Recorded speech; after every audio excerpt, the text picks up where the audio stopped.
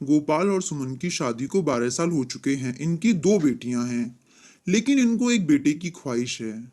बस इसमें परेशानी ये है कि सुमन की दोनों बेटियां ऑपरेशन से हुई हैं, तो अब इन दोनों के पास सिर्फ एक ही चांस है, जिसे ये दोनों खोना नहीं चाहते।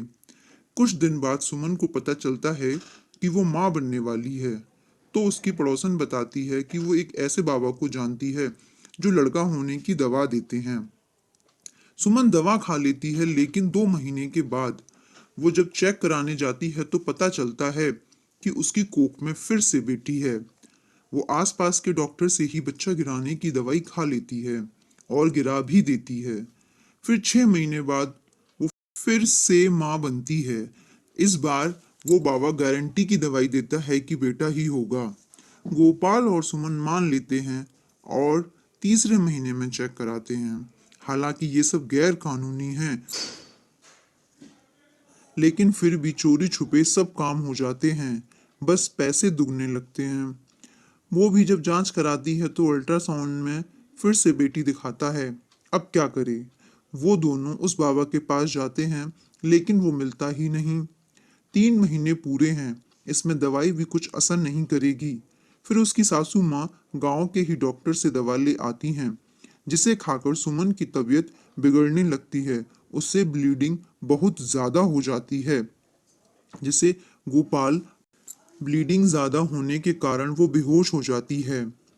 गोपाल उसे डॉक्टर के पास लेकर जाता है, लेकिन उसकी हालत देखकर आसपास के सभी डॉक्टर मना कर देते हैं। फिर उसे बड़े अस्पताल लेकर जाता है। ब्लीडिंग बहुत ज़्यादा हो चुकी है। डॉक्टर को 2 यूनिट खून चढ़ाना पड़ता है, तब कहीं जाकर उसकी जान बच पाती, लेकिन उसकी हालत बहुत नाजुक है।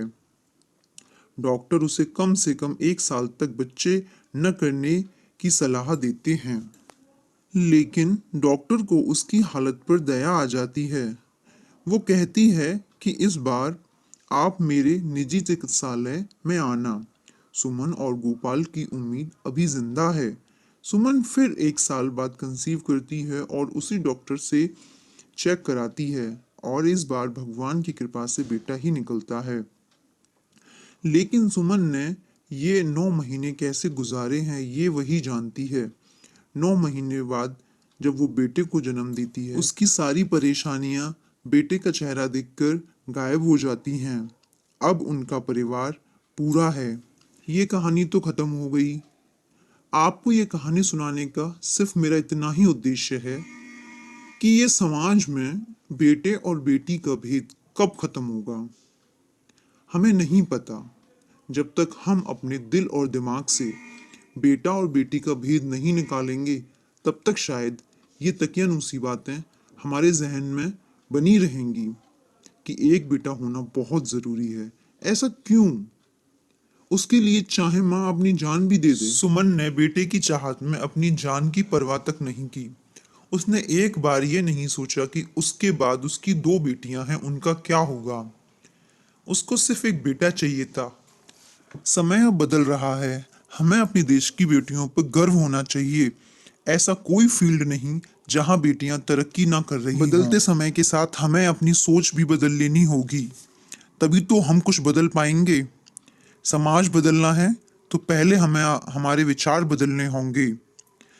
आज की कहानी आपको कैसी लगी, हमें कमेंट सेक्शन में ज़रूर बताएं, और ऐसी अच्छी अच्छी कहानियां सुनने के लिए हमारे चैनल को सब्सक्राइब करें।